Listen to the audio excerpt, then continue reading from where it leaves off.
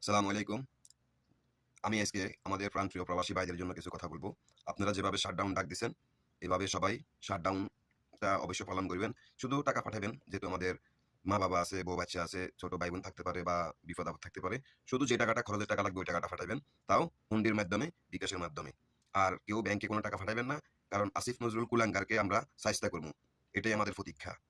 স্বৈরাচার হাসিনাও পালিয়ে যেতে বাধ্য হইছে। আমরা যখন প্রবাসীরা যখন রেমিটেন্স পাঠানো বন্ধ করে দিছি। আর তুই বেটা কে? এই তোরে কে বানাইছে বেটা উপদেষ্টা বেটা? তুই কি বালের উপদেষ্টা বেটা? কয়দিন পর প্রবাসীরে ঘুমানোর বেলা বই থাকস? তোর পকেট থেকে টাকা দিয়ে এসছি আমরা? না তোর বাবার পকেট থেকে টাকা দিয়ে এসছি আমরা? জানো আর আইসো তুমি দেশটারে রসাতলে নেওয়ার জন্য এরকম উঠি পড়ে লাগছস? কার দালালি করো আরি? ভারতের দালালি করো আরি? না হাসিনার দালালি করো আরি? ভালো হয়ে যা আসিফ নজরুল, ভালো হয়ে যা। কথা বুঝছস নি? অবিলম্বে তোর যদি শরম থাকে আসিফ নজরুল তুই অবিলম্বে পদত্যাগ করিয়া তোর মতো উপদেষ্টারে আমরা কোনো সাপোর্টও করি না, আমরা বানাইও না। স্বৈরাচার হাসিনা তো এরকম প্রবাসীর উপরে ইয়া করি হারানো, জুলুম করি হারানো। তুই কি বালনি করবি বেটা? তুই কি বালনি করবি আসিফ নজরুল? তোর যদি শরম থাকে তুই পদত্যাগ কর। তুই না কইছিলি আমি যদি জীবনে কোনো মন্ত্রণালয়ের দায়িত্ব পাই এমন গোয়া মারা মারমু, এমন গোয়া মারা মারমু। শালার ফুট হইনির তাইছো জানি আমি গোয়া মারা তুই এখন কেন শয়তানের বাচ্চা শয়তান আইছো জানি। ভালো হয়ে যা। ভিডিওটি বেশি বেশি করে শেয়ার করবেন আর চ্যানেলটি সাবস্ক্রাইব করবেন অবশ্য। আসিফ নজরুলের মতো কুলাঙ্গারের বিরুদ্ধে কথা বলবেন সবাই অবশ্য। ওকে, ভালো থাকবেন সবাই, ধন্যবাদ।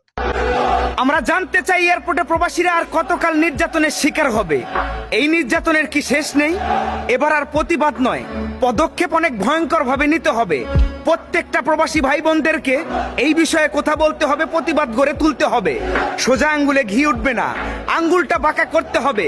এয়ারপোর্টে যে কুলাঙ্গারের বাচ্চারা প্রবাসীদের মালসামানা খেয়েছে, তাদের পেট থেকে শুধু মালসামান নয়, নারী ভুঁড়ি টেনে বের করতে হবে। এয়ারপোর্ট থেকে ঝাড়ুদার থেকে শুরু করে হেড অফিসার পর্যন্ত প্রত্যেককেই ঘাড় ধাক্কা দিয়ে এয়ারপোর্ট থেকে বের করে নতুন লোককে নিয়োগ দিতে হবে। প্রবাসীরা আর থামবে না, এটার বিরুদ্ধে অনেক বড় ভয়ঙ্কর পদক্ষেপ নেবে। শুধু রেমিটেন্স শটডাউন নয়, আমরা যে করেই পারি এয়ারপোর্ট থেকে প্রবাসীদের নির্যাতন মুক্ত করে ছাড়বো। আর এটার বিষয়ে শুধু প্রবাসীরা নয়, প্রিয় দেশবাসীকেও কথা বলতে হবে।